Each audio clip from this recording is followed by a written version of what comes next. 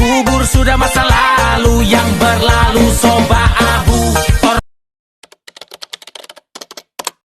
Oke, baik, terima kasih. Izin perkenalkan, nama saya Darasman Cibua, NPM 240908 1031. Nah, di video kali ini saya diajak untuk membahas tentang saya menjelaskan tentang bentuk perilaku kerja positif dan negatif dalam manajemen sumber daya manusia. Nah, di sini ada beberapa poin. Yang pertama, menjelaskan bentuk perilaku kerja positif atau negatif, dan yang kedua itu apa yang termasuk tipe perilaku negatif dan positif. Nah, yang ketiga itu apa faktor yang menyebabkan munculnya perilaku tersebut. Yang keempat yaitu apa dampaknya bagi individu dan organisasi. Dan yang kelima itu bagaimana solusi yang sebaliknya dilakukan perusahaan menurut pendapat. Nah, sekarang kita masuk pada poin yang pertama, itu kasus untuk perilaku kerja negatif. Nah, di sini ada beberapa poin, yaitu tidak profesional, yang dimana kita bermain game atau main HP di saat jam kerja itu menunjukkan kurangnya tanggung jawab atau terhadap tugas dan pelayanan kepada masyarakat. Nah, poin kedua itu menurunkan disiplin kerja atau pegawai seharusnya fokus bekerja sesuai dengan aturan yang sudah ditetapkan.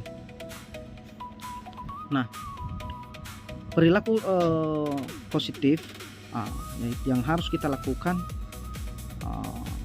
yaitu harus kita fokus untuk melaksanakan pekerjaan saat jam kerja. Nah, kedua itu melayani masyarakat dengan ramah dan cepat. Dan yang ketiga itu menggunakan waktu kerja secara produktif dan menjaga etika dan profesionalisme di tempat pekerjaan. Nah, sekarang kita masuk pada poin kedua, yaitu perilaku kerja negatif. Nah, tipe perilaku kerja negatif ini ada beberapa poin. Di sini ada tidak disiplin. Nah, tidak disiplin ini karena menggunakan waktu kerja untuk bermain game atau kita itu bukan menyelesaikan pekerjaan, kita fokus untuk main HP. Nah, kedua itu kurangnya tanggung jawab. Ya, tugasnya itu untuk melayani kepada masyarakat, untuk masyarakat menjadi tidak memaksimalkan itu. Nah, yang ketiga ini tidak profesional. Nah, pegawai itu seharusnya menjaga sikap dan fokus saat bekerja, apalagi di instansi pelayanan itu adalah publik. Nah, perilaku positifnya di situ ada yang harus kita lakukan adalah satu, disiplin, fokus kerja, tanggung jawab, dan memberikan pelayanan yang baik kepada masyarakat.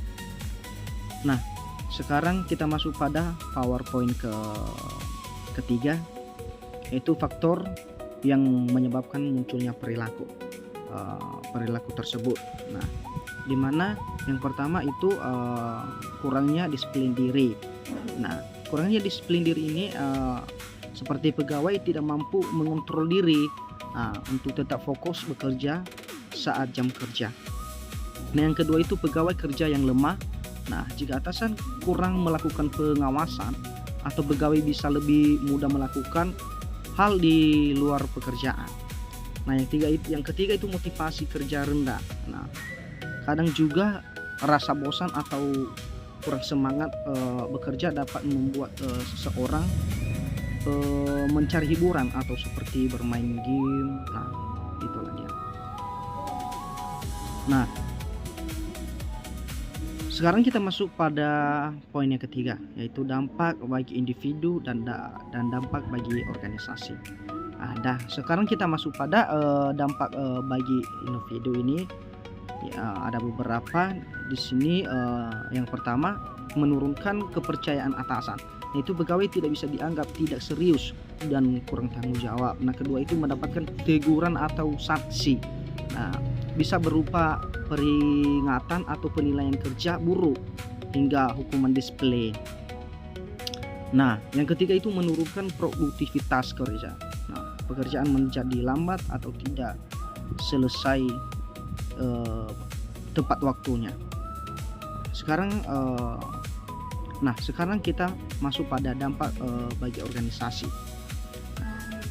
Dampak bagi organisasi ini yang pertama itu menurunkan citra instansi.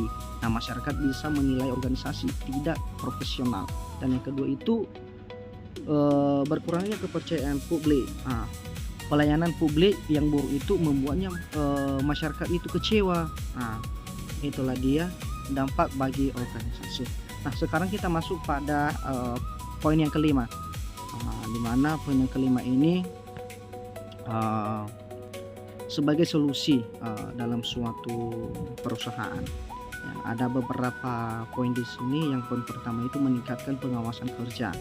Nah, di mana atasannya itu perlu lebih aktif dan memantau kinerja pegawai atau kinerja pegawai atau masyarakat yang bekerja dalam suatu perusahaan agar tetap fokus saat jam kerja. Nah, poin yang kedua itu yang memberikan aturan yang jelas. Nah, buat aturan penggunaan handphone atau bermain game saat bekerja agar pegawai itu memahami batasnya. Nah, itulah dia. Nah, poin yang ketiga itu memberikan pembinaan dan pelatihan. Di mana pegawai perlu diberi pemahaman atau tentang disiplin, etika kerja dan profesionalisme pelayanan. Nah, yang keempat ini adalah meningkatkan motivasi kerja ini. Nah, perusahaan di mana perusahaan dapat memberikan penghargaan suasana kerja yang baik atau didukung agar pegawai lebih semangat untuk bekerja. Nah, baik, sampai di situ saya menjelaskan dari PowerPoint materi ini. Kalau memang ada kekurangan mohon dimaklumi. Baik, terima kasih.